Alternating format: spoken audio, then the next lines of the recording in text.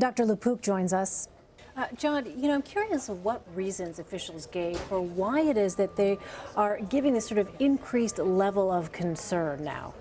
Well, I think every day that goes by, we learn new things about the Zika virus. Until 2007, only about a couple of dozen of people were reported to be infected. And then it increased to several thousand and then tens of thousands in 2013, 2014 in French Polynesia.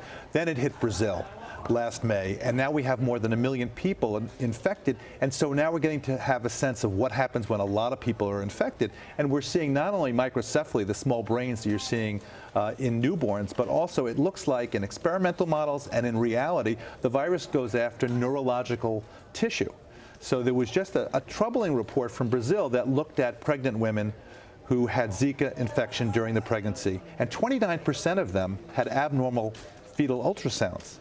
Not all of them have given birth yet, but 29% is a high number. And as Tony Fauci, the head of infectious diseases for the NIH, said, that may just be the tip of the iceberg because we're not detecting on the ultrasound abnormalities in the eye. We know it can affect the eye.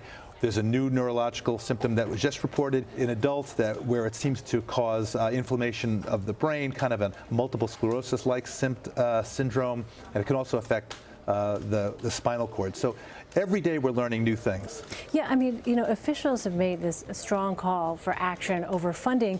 In the past, basically they said what they have available is a quote-unquote stopgap at this point. But where do things stand in that fight? Well, right now, the White House, and this is at the urging of Tony Fauci and also of Tom Frieden, who's the head of the CDC, the White House has asked for $1.9 billion from Congress. They asked for it back in February, and they still have not given it.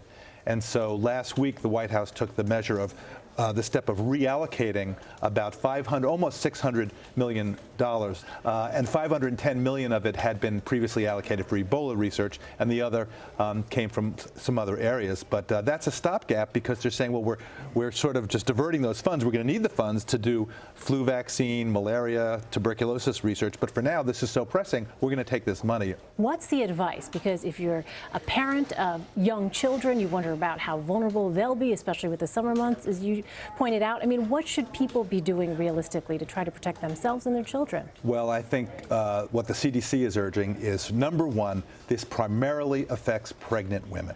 That's the main risk. We know there are maybe some unusual complications in adults who are not pregnant, but it's pregnant women. So they're saying don't travel to any Zika-affected area. That's number one. Number two, if you have returned from a Zika-affected area, use insect repellent for a couple of weeks. And the reason is that you can have the virus in your bloodstream for a couple of weeks, and then an uninfected mosquito bites you, and that's how it could get into the local mosquito population. You want to keep those mosquitoes away from you while you're returning, everybody, because 80% of people have no symptoms. So it's not just if you had symptoms down there, it's anybody. And then insect repellent, long sleeves, air conditioning, but ultimately they're developing a vaccine. They're going to have the phase 1 trial of it in the fall, Tony Fauci tells me, Dr. Fauci, and that's going to be, very important. All right, Dr. Jon LaPook, important information. Thank you so much.